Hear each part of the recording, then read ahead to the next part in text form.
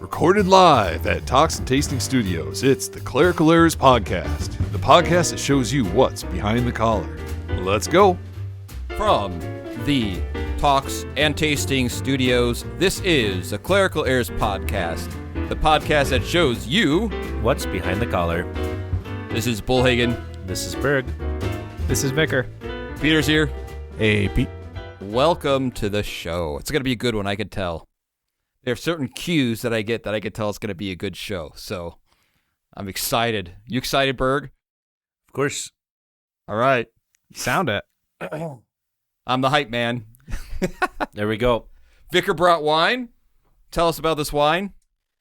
It's a Cabernet Sauvignon, or Cabernet Sauvignon from Thank you. Napa Valley. It's So generally, the more specific wine is about where it comes from, that's normally a good sign. So like if it just says California, probably avoid it. If it says Napa Valley, good. If it like is more specific than that, even better. What if it says Iowa? I have yet to experience that. I have had a wine from South Dakota. Maybe though. if it's specific, like it comes from like Ames. right. Hampton in my basement. Nice.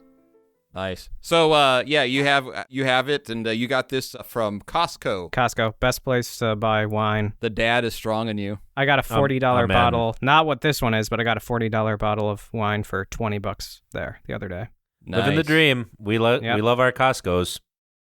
Yeah. This is America. And I'm drinking out of the bottle. Also America.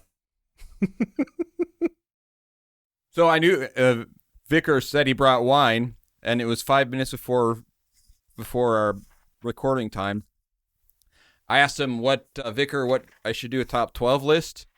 He said something. I said something wine related. He said maybe the top 12 times to drink wine. Yeah. Occasions. Contexts. All right. So Peter, play the intro. Enough nonsense. It's time for Bollhagen's Top 12. Number 12. a wine tasting event. Number 11. Courtside of a Laker game. Number 10. When you've just had a long day. Number 9. Tuesdays. Number 8. When you want to impress soccer moms. Number 7. At a cheese party. Number 6. Championship celebration. Make sure it's fizzy. Number 5. When you're out of tequila. Number 4. When it's 5 o'clock, bro. Number 3. Before you dine. Number 2. Weddings. Number 1. Lord's Supper. There you go. And those that did not make the list. Triathlon. Valentine's Day. That's more of a Gatorade thing. Saturdays. Driving. Skateboarding. Surgery. And inside an empty shipping container. Don't ask. There All you right, go. there's my I love wine before you dine. That's pretty good. Yeah. Did I miss any, Berg? How about during the Clerical Errors podcast? Maybe that should be up there. Maybe an honorable mention there. Absolutely. That's Going delicious. to town on that. Yeah. Vicar, do you ever feel like you just threw pearls to swine by watching me swig the wine out of this? No. Tastes like wine. Yeah, I mean, I'm not above that. Well, and that is, that I really like the cabs for like beef. They really do. Yeah. Like after you've Right. smoked a really With good, the red sauce, yeah. too. I like wines from Tuscany, which that grape, Cabernet, is originally from there, or at least has been historically used there. So if you like cabs, you probably like Tuscan wines. So, Vicar, what do you think? Give me since this is off the top of your dome, your top 5 you think would make the best communion wines? Well, if we want to go historically, probably something fortified, like a fortified white wine. That's what most liturgical wine is. Okay, is that number 5 or number 1? If we're going with... That slide was awesome. Okay. I guess number 5 will say a Cabernet. Number 4, Sauvignon Blanc. It's a white wine, also dry. It can't be white wine. Doesn't the Bible say it has to be red wine? Yeah, because blood, right? Yeah. Otherwise, it's not the blood of Jesus. Oh, Yeah. See, you're just baiting. You're just baiting. Right. Yeah, yeah. I just love it. The only Right. only time I will ever play the Jesus wasn't white card is when Baptists give Lutherans a hard time for using white wine, and then they'll use white bread. Right. Yeah. Only time. You should use Any other context, I would never pull that maybe card. a rye bread if you're going to be that way, right? Yeah. Number 3, Tuscan wines of any kind, because that's what I like. Number 2, probably port, so it's a red fortified wine. Number 1, if we're going with historical precedents, would probably be like a fortified white wine. Fortified meaning it has liquor added to it that stops the fermentation process early. But did they distill? How did they Fortify it? Well, port, for example, is fortified with cognac, which cognac is made from wine or grape juice originally. So it's still wine in the sense that the fruit of the vine in it has been fermented, but they just add the liquor early on, so that way it kills the yeast that's fermenting it, and then it stops the fermentation early. So that makes it a lot sweeter in like a good way. Right. And it makes it last longer. That's why I think historically, at least in the United States, fortified wine was used, because it would survive traveling over the ocean and all that. So that's why there's a precedence for it. So, Vicar, have you ever left communion, like maybe taken the cup and swirled it around a little bit and sniffed it? Jesus, you could have done better than this. Any the thing he's missing, Berg? What's your go-to? What do you think is the kind of the best wines for that? I mean, if we can stay away from Mogan David, I'd be really happy. I actually do like white for a lot of reasons. It's and practical, doesn't stain it. That's the thing, is it's really, really practical. And since most Don't people... you want to know, though, where the wine has been so you can take care of wherever the wine has been? Yeah. I mean, if you're Well, I watching... mean, there's certain places you just assume it's been, like the purificator. Right. If it gets anywhere else, hopefully you're paying attention to know. So, I don't know. And white wines are, at least, the Rieslings and stuff, they're typically a little bit more on the sweet side, so... Is Riesling fortified? No. I can't remember. But, yeah, I don't. One thing of mine, I don't like sweet wines that aren't fortified. I only like sweet wines that are fortified. Have you had a good Riesling, though? Like a good dessert wine? Not recently. Yeah. I could see Bollhagen's eyes just like fading. He's just... What do you mean? I really like this discussion. I'm a big wine guy. Okay, what whiskey would you use for communion? What would it count if it's like a whiskey aged in a wine barrel? Does that count? Probably not. Yeah, that counts. Yeah. There's some wine in there. What about cognac? It's made from wine, right? How about champagne? I mean, champagne would technically work. Yeah. How do they make it bubbly, though? I can't remember. Is it this kind It's part of the yeast they natural add? fermentation process. Yeah. That's why the bottles are so thick. Kind of like with beer. Why beer oftentimes has that carbonation is because of the yeast. Right. Yeah. Right. Although I imagine some of the cheaper ones are not. Costco has their own brand of champagne from France. I've had it. I'm not going to say it's good, but I've had it. And I'm proud of They're the the ones that have they went and bought a bunch of old Grey Goose distillers and then made their Costco brand vodka just with Grey Goose, basically. I love it. Isn't there, I've heard that if you get Kirkland brand bourbon, it's Buffalo Trace, I think. Anyone know if that's true? That could be. I don't know. That very well could be. I can tell you the rum is not something special. Okay. Man, the dad vibes in our discussion today is pretty strong. Pretty epic. Mm-hmm. So, Vicar, you've been so concerned about wine. What's the gospel reading? Gospel reading. All right. It's from Matthew 9. This is the 24th Sunday after Trinity. Yeah. Matthew 9, verses 18 through 26. While he was saying these things to them, behold, a ruler came in and knelt before him, saying, My daughter has just died, but come and lay your hand on her, and she will live. And Jesus rose and followed him with his disciples. And behold, a woman who had suffered from a discharge of blood for 12 years came up behind him and touched the fringe of his garment. For she said to herself, "If only I touch his garment, I will be made well." Jesus turned, and seeing her, he said, "Take heart, daughter, your faith has made you well." And instantly the woman was made well. And when Jesus came to the ruler's house and saw the flute players and the crowd making a commotion, he said, "Go away, for the girl is not dead, but sleeping." And they laughed at him. But when the crowd had been put outside, he went in and took her by the hand, and the girl arose. And the report of this went throughout all the district. Okay. See, if I were... number of things we could talk about. I mean, if I were preaching this, because I preached this from Mark, I think the parallel in Mark is just so much more beautiful. How's that? The ruler of the synagogue, this is where he says, "O Lord, I believe, help thou my unbelief." Nice. Which is just, I mean, that's a sermon in and of itself right there. Right. The hem of his garment. I'm preaching this week on how the scribes like to wear long robes, and there the word is stole, and in Matthew it's they like to make their phylacteries broad, and it has to do with the type of clothing that they're wearing, because in Numbers the hem of the garment was supposed to be blue to remind you of the commandments of God. The scribes are using it as a way of saying, "Hey, look at me, I'm really, really religious, even though I'm not going to do any of these things." But Jesus himself has hems on his garments, as we see here, right? She is clinging to these, to these fringes, to these tassels.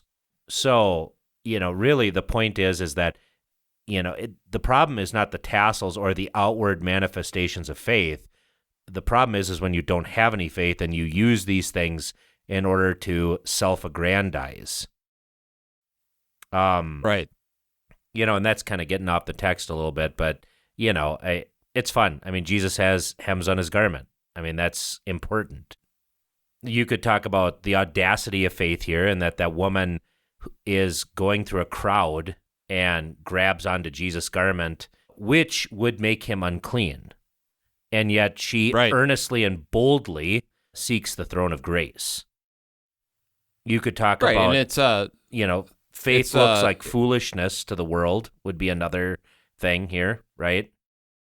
Mm-hmm. So in that... And the fact that it's, her problem is kind of intensely personal, too. Yeah, I mean, when a woman has a bleed like that, it's personal, but it's also communal, because whatever she touches, she makes unclean. Like, she can't go to church. She can't go out into crowds. She can't do anything. Her very personal medical issue keeps her from the house of God.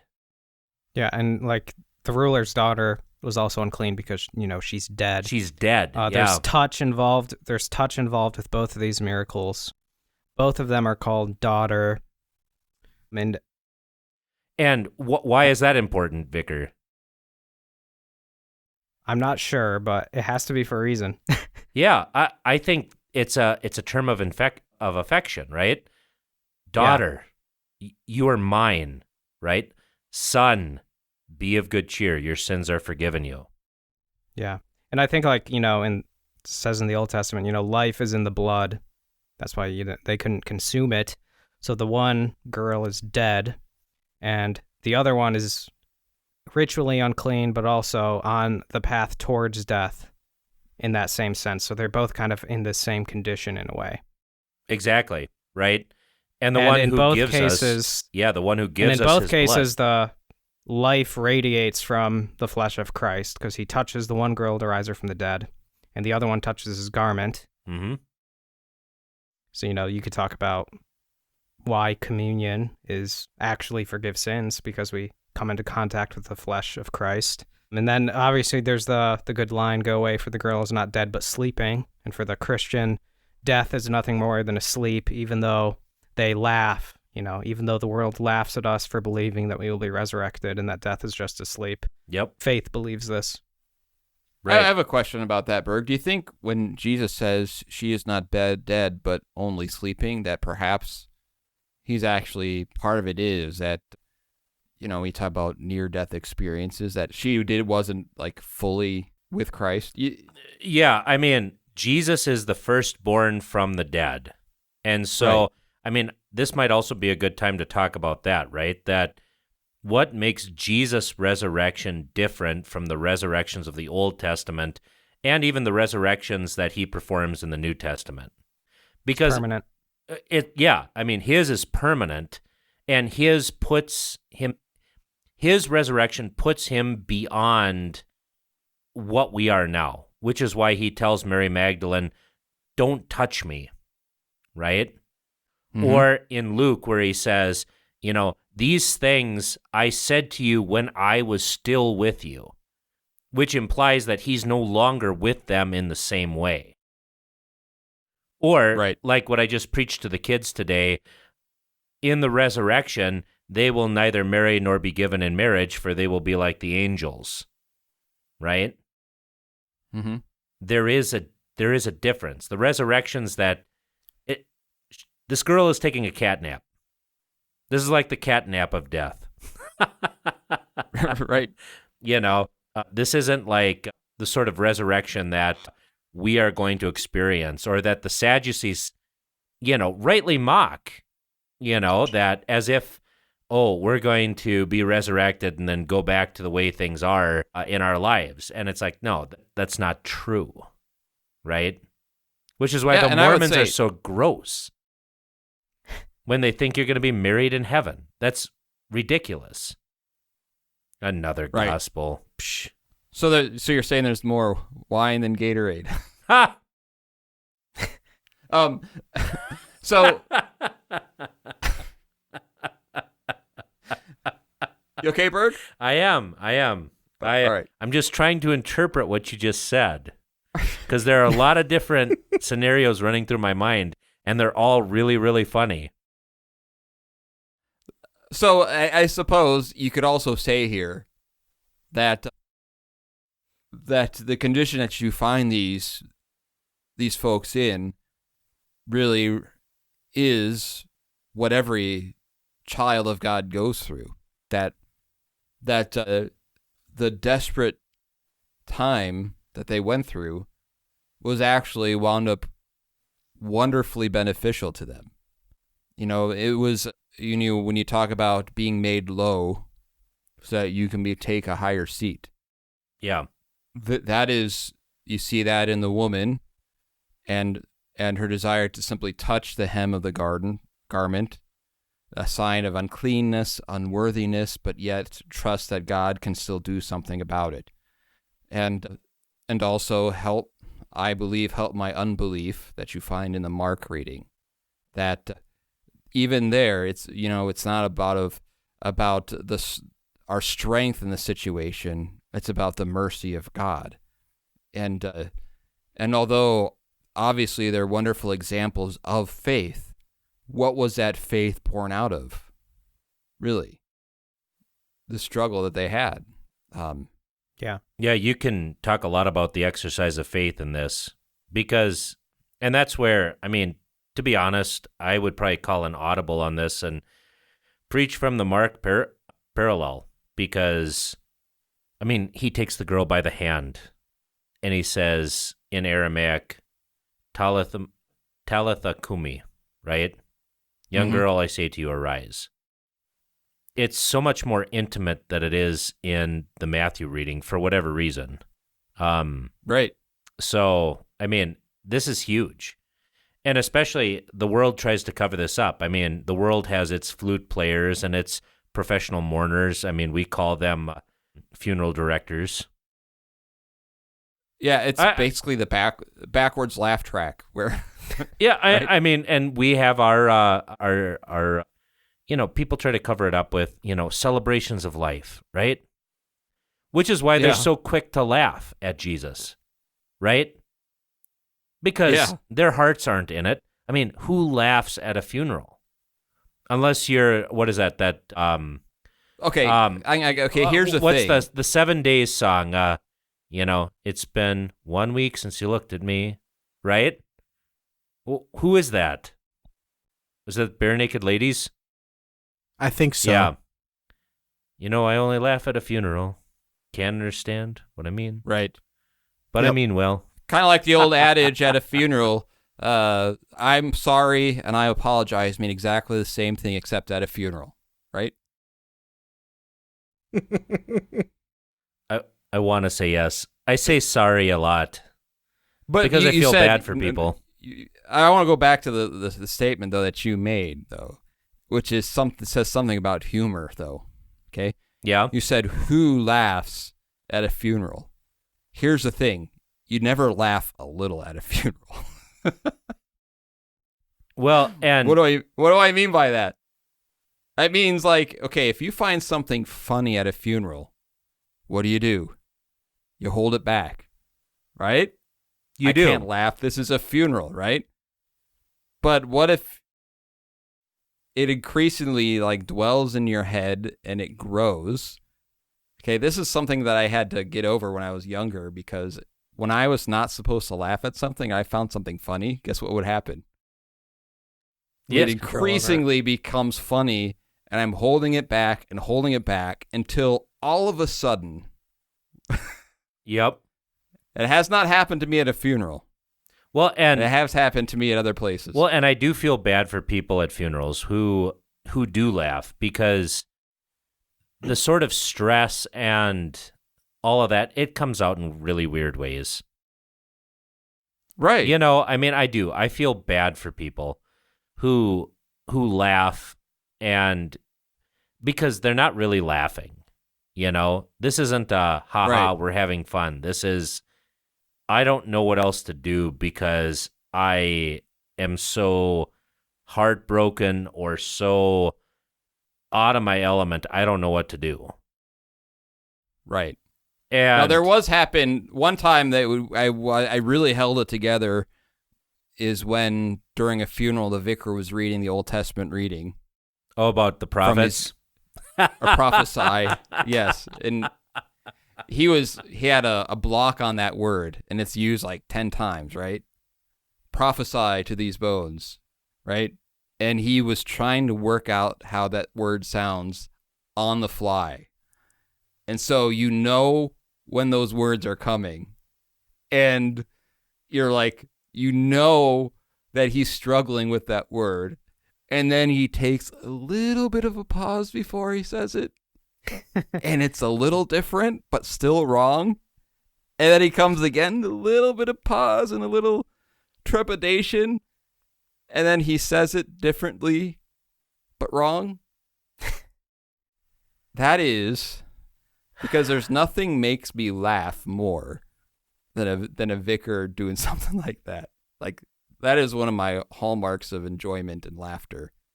Whether it's a vicar, like, doing the forget there's a step thing with a straight leg. Well, Yeah. and I think the reason why you find so much joy in it is that we all take ourselves way too seriously. Yes. Because that's the thing, is like, how many rulers would kneel before Jesus right now and ask for this great gift and say, look, I can't do anything. I can't force you to do this. Please, you have the power. Come and do this. Right. So many people try to force God to do things because we're all so self-important and we think we deserve so much stuff. We don't deserve anything. And that's the thing, is like, none of us do. And like, I kind of feel bad for the people listening to us, because it's like, behind the collar, I guess, right? We're all pretty sucky.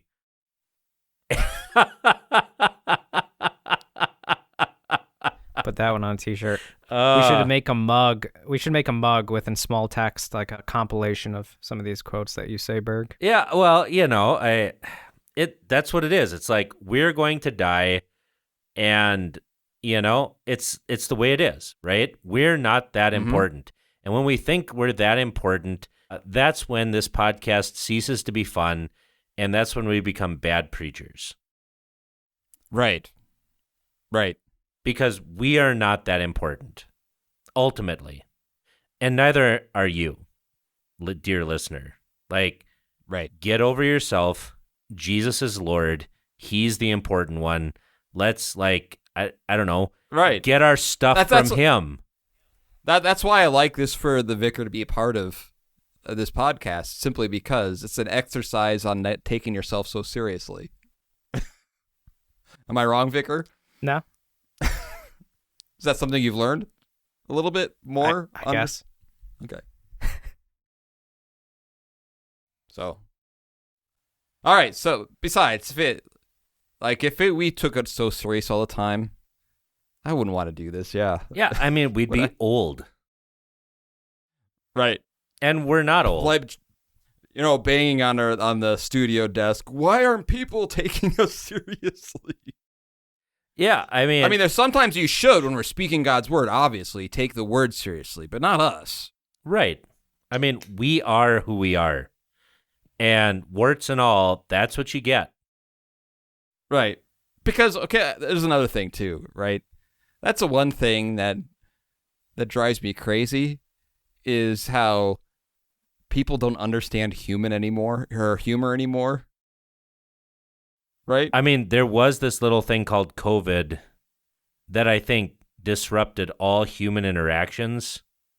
And everybody's way more serious, and there's, like, no joking anymore. Right. So if someone makes a joke about Puerto Rico or something, obviously everyone hates Puerto Rico now. Yeah. I mean, this is why I just, joke about Norwegians. It's like, you know what? We have broad shoulders for rowing. We can take it. Right. But so how do you make fun of Norwegians? I don't know. I find some way when it presents itself. Tell a couple Ole and Lena jokes, something like that. Oh yeah. Is that Norwegian? I should know. That's about as Norwegian as it gets. Joke about eating lefse or a lutefisk or some kind of nonsense like that. Garrison Keillor made a whole career out of this. That loser. He's not even Lutheran. Do you know who Garrison Keillor is, Vicar? No. Yeah. I figured. Stupid Garrison Keillor. He's the worst. Unless you're a listener to the show, if you have an issue with this and you're a listener, Garrison Keillor, where can you get a hold of us, Vicar? You can email us at feedback@clericalerrors.org. We have a Facebook page, facebook.com/clericalerrorspodcast. We have an X @clericalerrorsp. X me, bro. P for podcast. And we have a Patreon at patreon.com/clericalerrorspodcast. And if you give through the Patreon, Vicar will write a haiku. Yeah, but you have to request a topic. That's my one. Right. Yeah. See, give me like a keyword or something. Dear listeners, the commandments aren't burdensome. Yep. Like writing a haiku. I have some news that bothers Berg. It might be a little old at this point. You might have already heard of it, Berg. Probably not. And depending on how much we want to get into it, some of it might not be. Play intro. I was going to do my top 12 list, but you do your thing. Yeah. All right. Yeah. There was a pause. I had an opportunity. You took it. Yeah. I applaud the initiative, Vicar. Good job. Yeah, thank you. So, Berg, have you heard that the Vatican we have to do an new... opening. We have to do an opening for... What's the opening? Peter. Peter, play the intro. There's fake news. There's real news. Then there's real news that Berg wishes was fake. It's time to hear news that bothers Berg. You're probably going to leave that in because you hate me. Oh, yeah. I mean, we have... We have, do your show, Vicar. Yep. Go ahead, Vicar. The Clerical Errors podcast featuring... Yeah, we have liturgy. 21.0. As well as, in church. Uh-huh. Yeah. Well, Berg, have you heard that the Vatican has a new mascot? Have you heard this? No. Oh, good. I'm glad you're so disconnected from this. So, let me find what I'm looking for here. So next year, 2025, is a Jubilee year for the Roman Catholic Church. And so this is from, I'm going to read part of an article from the United States Conference of Catholic Bishops, if that's okay. Okay. Archbishop so-and-so also unveiled... If we said no, you'd read it anyways. Yeah. Also unveiled the official mascot of Holy Year 2025. I don't know if it's pronounced Luce or Lucy. It's Lucee, but it's Italian for light. A cartoon pilgrim dressed in a yellow raincoat, mud-stained boots, wearing a missionary cross and holding a pilgrim's staff. Right? Luce's glowing eyes feature the shape of scallop shells, a traditional symbol of pilgrimage and hope. The mascot, he said, was inspired by the church's desire to live even within the pop culture so loved by our youth. All right? So I want you to clear your mind for a second. And now listen closely to these words. Clear your mind. Okay. The Roman Catholic Church, for the year of 2025, has an anime girl as a mascot. Do you want to see a picture of this thing? Yeah, Peter has been... he's got it. Sending it to me. This is so sad and wicked. And it gets better. It gets better. If you let me find... All right, that picture makes me feel uncomfortable. The one at the top there. And Peter just keeps sending things. And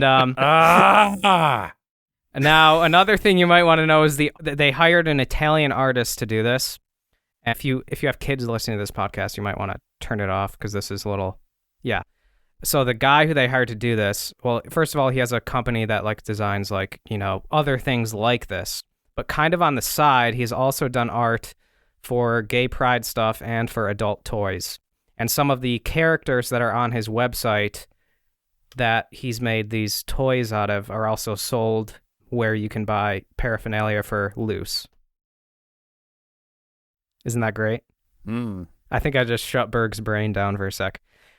Whenever I hear about things like this, I just think like, if someone was like writing a parody, like if I was writing a parody of real life, this would be it. And like we're living it, That the Roman Catholic Church has an anime girl as a mascot. It's hard to surprise me. Right. The buzz should be only from the wine. Yeah. There's already a Saint Lucy. Or Luce, if you want to say, I mean...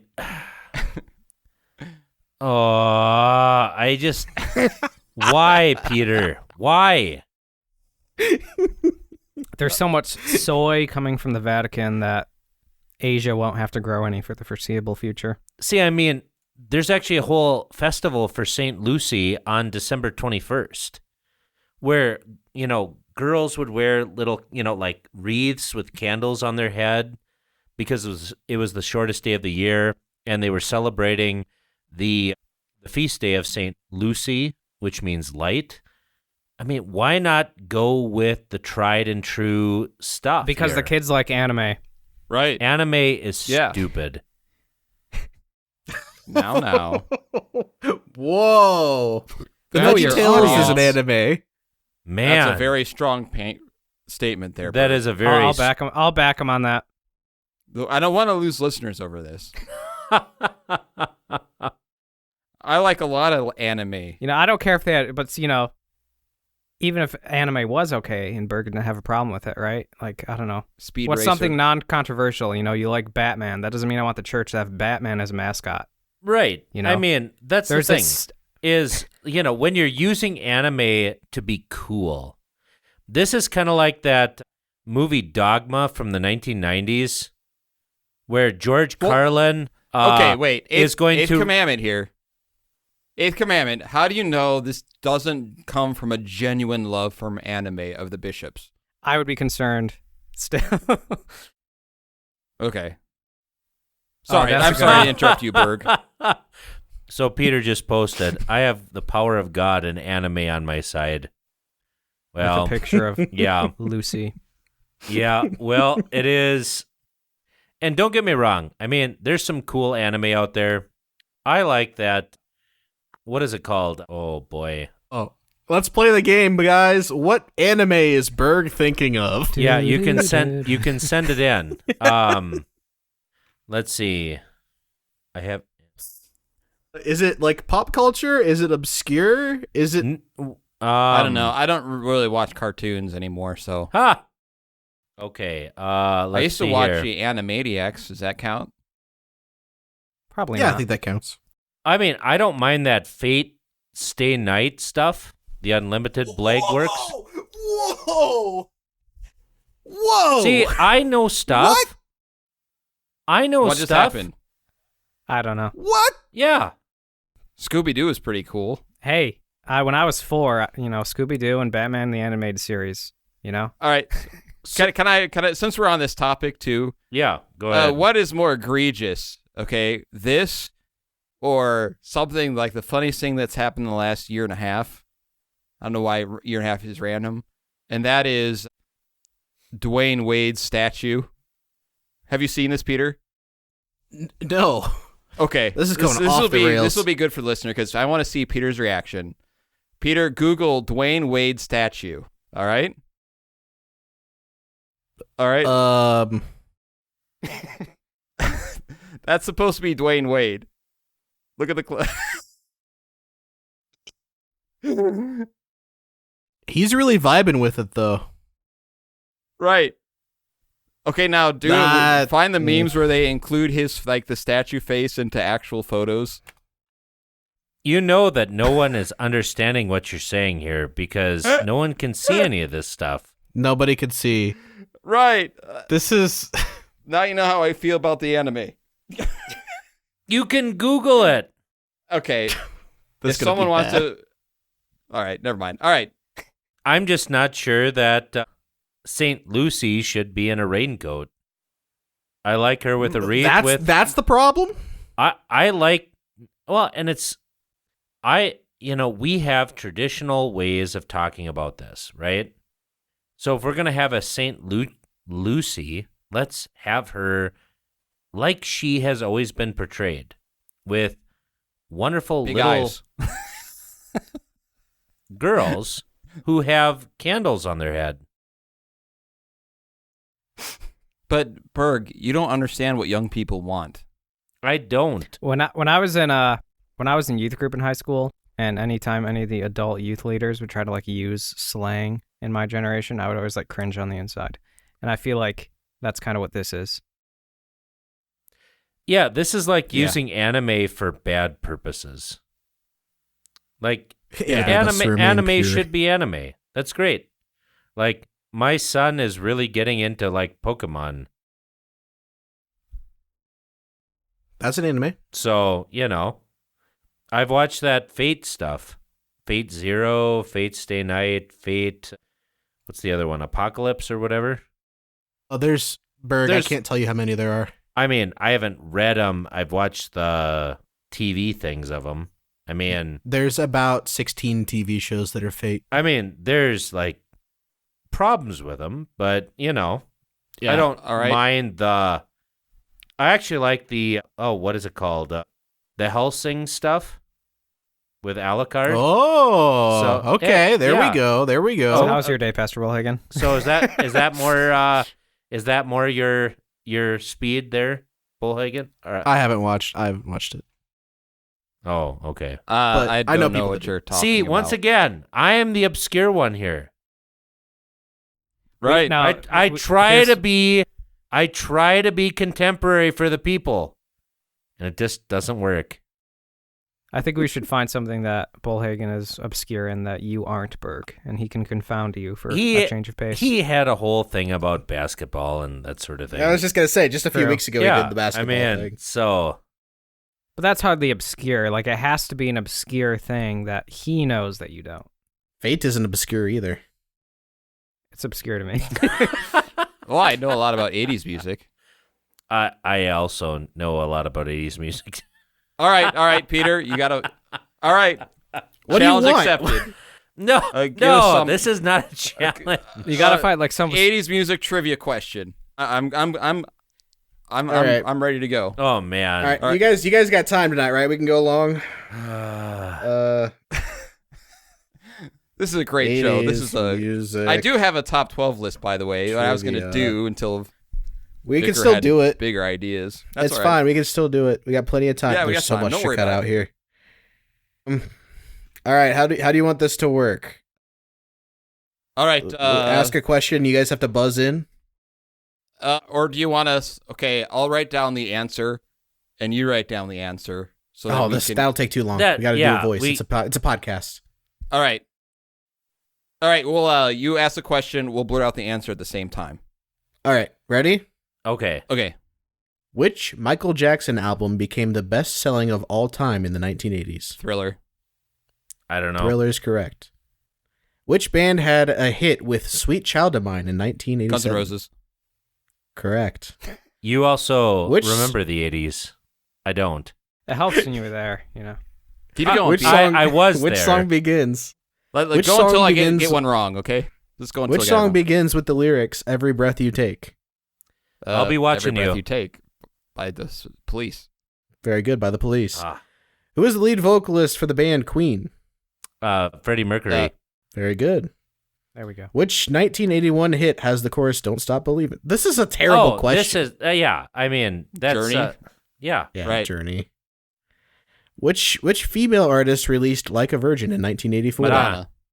In which year did Bon Jovi release "Living on a Prayer"? 1984. 87. 86. Both of you were wrong. Well, it didn't get popular till 87. Ah! When did it hit number one? When did it? I guarantee know, it was man. 87. Guarantee you. Maybe it didn't hit. I don't even know how to. I don't even know how to Alright. Google that. So, we have a question that I use a top 12 to answer. So, Good to segue. confound the clerics and then the top 12 intro. Can I do them both at once? Mix them, like Oh, like back and forth? back and forth, yeah. Maybe I'll put one in one ear and one in the other. Yeah, that'd be good. That's what I Okay. was, yeah. All right. Peter, play the intros. Confound the clerics. It's time for Bollhagen's Top 12. All right, had a question from Hannah. It's literally 3 words. She says, "Is retirement biblical?" Yes. Yes. Is that the answer? So, top... I mean, Go ahead. do I have to add more to that? How about you add to it in my top 12 list? Okay. So, since these are meant to be discussion, if that's okay with you, Vicar. Yeah, Unless that's you fine. had something Yeah. else. Okay. Yeah. All right. All right. So, I'm kind of looking I gave at... you wine, so. I'm looking at these in terms of vocation, which is don't you think that's a good way to look at it, Berg? Yeah. It's amazing. Vicar, what do you know about the doctrine of vocation? Do you know anything about the doctrine of vocation? I think I know a little bit. All right. That the areas in our life that God has placed us into, like if you're married, your vocation is to, be a good husband or wife. If you're a parent, your vocation is to be that parent. So kind of who you are is defined by, what your role is in relation to others and how you, love them. Mm-hmm. And specifically, so as you have these various vocations in your that you have been given by working, doing these vocations, you are serving God. Actually talked a little bit about that in Bible study today. Yep. Right. So with that in mind, I think this then creates an interesting discussion, I think, about retirement. So I have 12 points about retirement mostly with the idea of vocation. Number 12. Retirement from a career can open up opportunities for different vocations. Okay, explain. A vocation isn't just a job.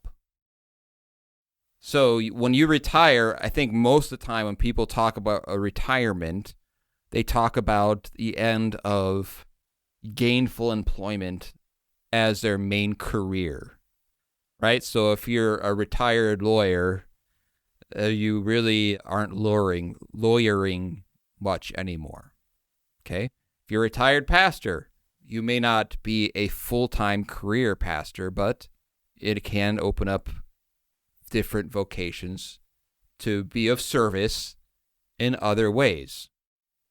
So I would say with this in mind, when you think about retirement, I don't think it's proper just to say retirement is just, okay, I'm just done with everything.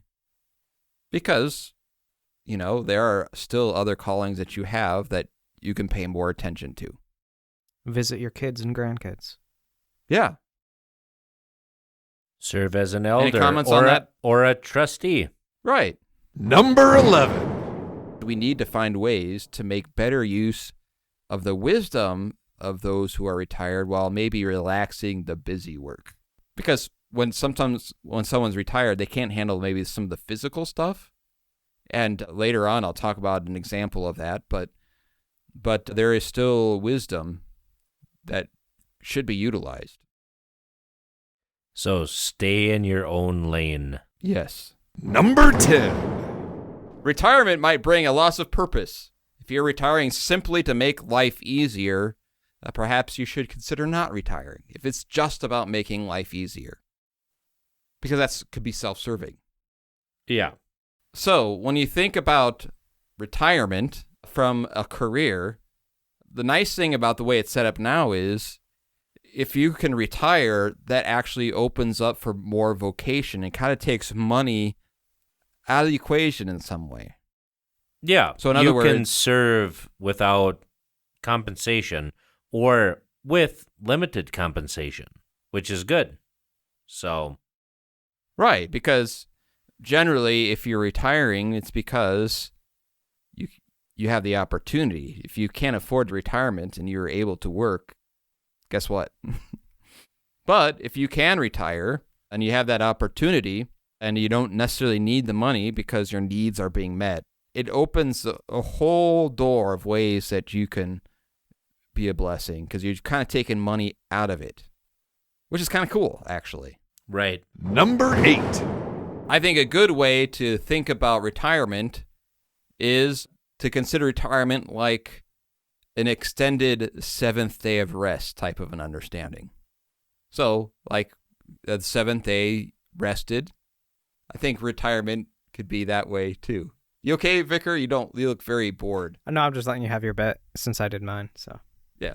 Well, the only truly 7th day thing is the heavenly rest we receive from God.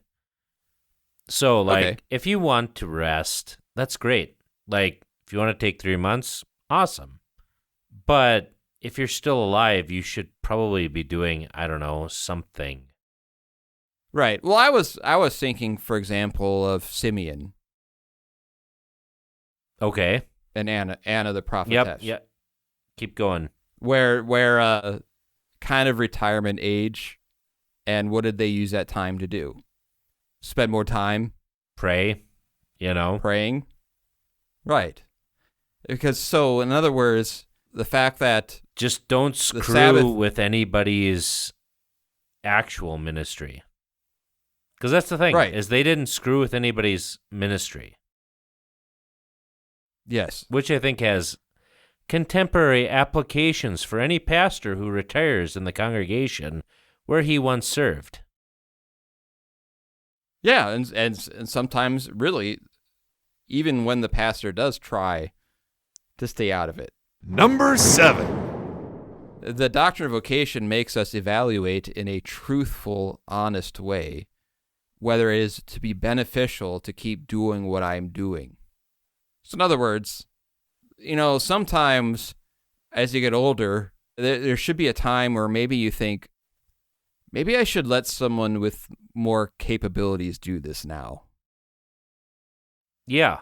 Or someone who has more of a desire for whatever particular office or job that I'm doing. So, that's kind of takes time to an idea of swallowing your own pride and thinking, okay, perhaps someone could do a better job at this than me. Yeah, that is a possibility.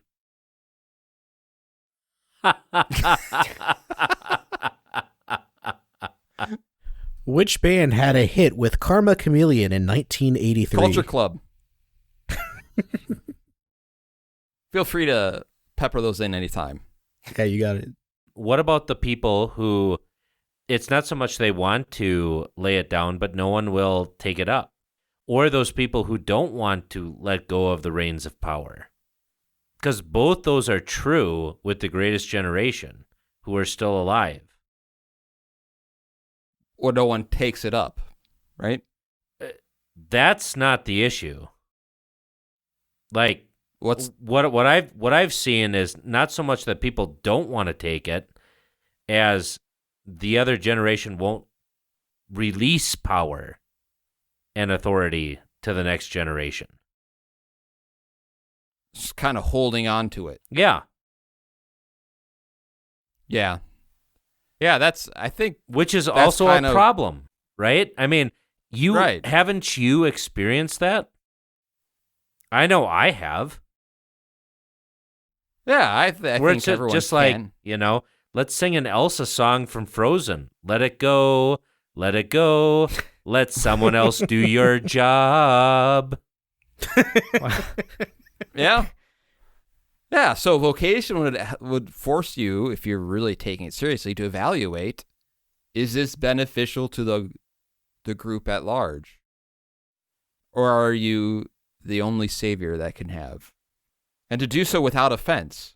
Yeah, an example of that is, I had mentioned at one of my meetings that, I think I've been circuit visitor long enough. Amen. You know what our circuit visitor did? He didn't even put his name on the deal.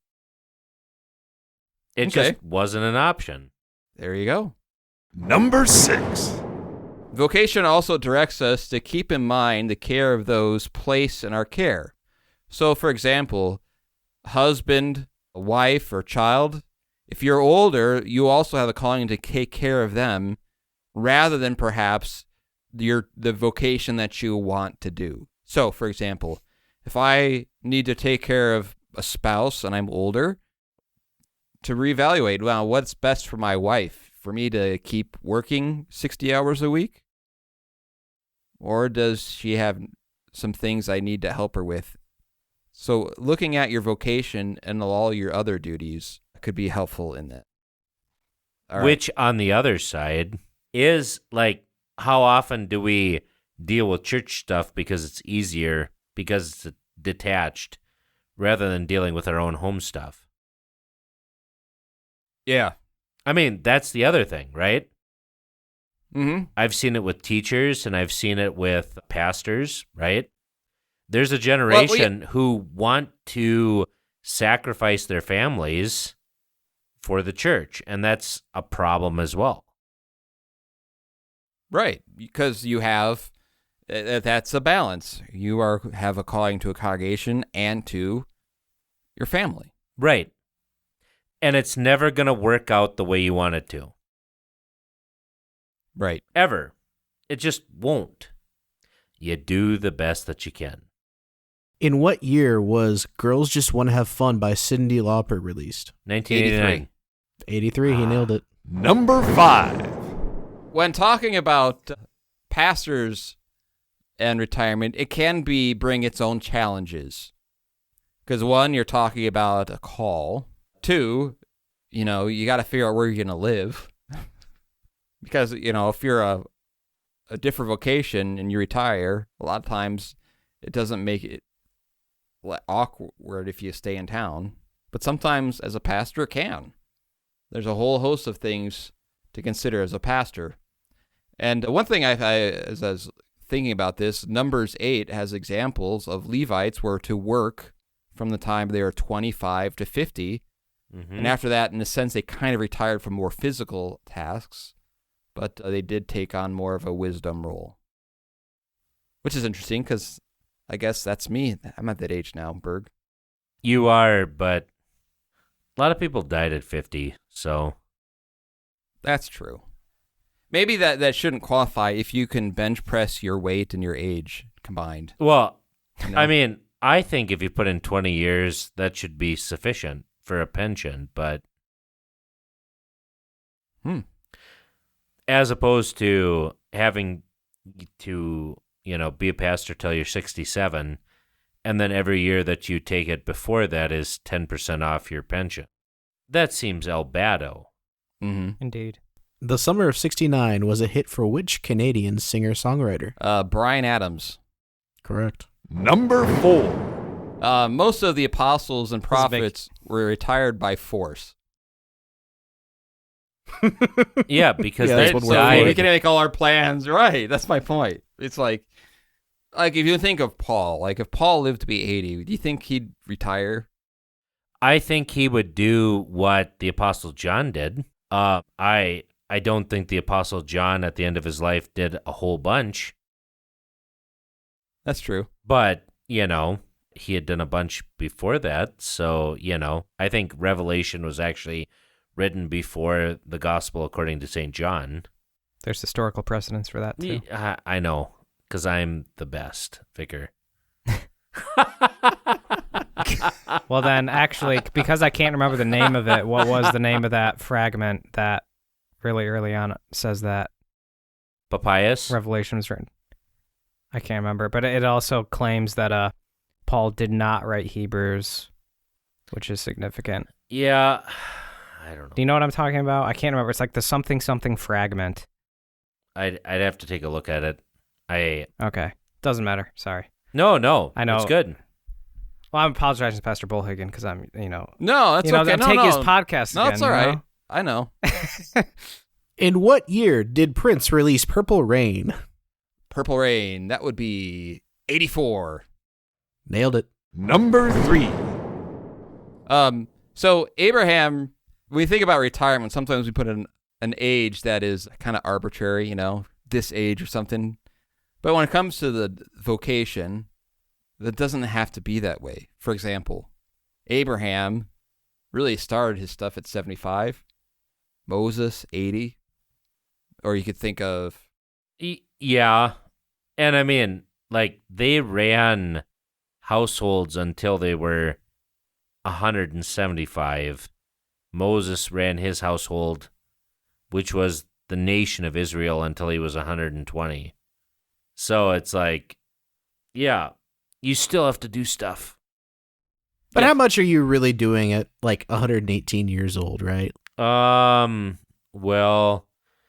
let's see. Isaac was 135 when he gave the blessing to Isaac, and he passed on a sizable inheritance to his sons. So, and that's 50 years later.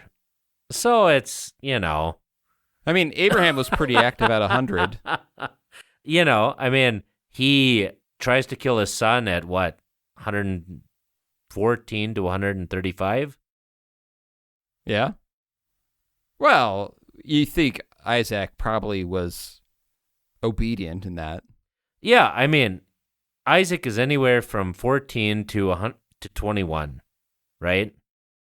Mm-hmm. He could definitely juke out the old man. I mean, he's the one that carried the wood, right? So he was... So, he knew what was going on, so...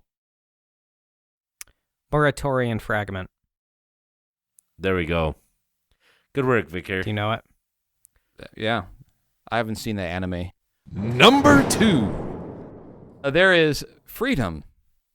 And the fact that you can use your intellect in all sorts of ways. You're kind of free from focusing on a specific age or financial stability.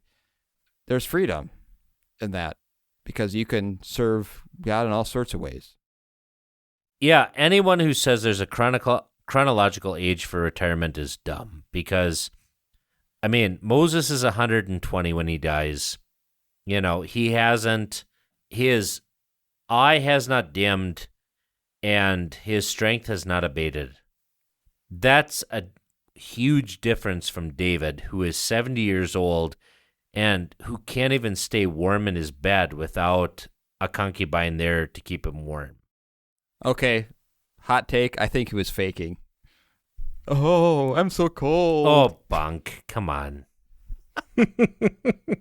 Didn't it say that he didn't know her, though? Yeah, I mean, at that point, he can't even, In which rock band released Pour Some Sugar on Me in 1987? 1987, Def Leppard. That's right. And number 1. when you talk about vocation, I think it's also important in retirement. I think the idea of loving your neighbor is a very important thing to consider. Because if you are, for example, a father or a friend or a neighbor, your joy is not necessarily in your own ability to relax and have fun and enjoy the years you work so hard for, but your joy is in others. So, for example, I have people in the nursing home that I know who, even at the nursing home, are very mindful of a vocation that they have of being encouraging to others in all sorts of ways. And so thinking of retirement, learning to love through the gospel means that you are willing to, your joy and your comfortability and all those things comes in the fact that you can be a blessing to others. And that oftentimes kind of skews your view of how you think retirement. So that is my boring list, gentlemen. I think we did an amazing job. I'm We not going to didn't lie. talk enough about 401ks and IRAs. And Yeah. You think that's my specialty? You kidding me? No, we know your specialty. Who's the Right. lead vocalist of the band Blondie? Blondie. Oh, it's the last one. It's going to get him.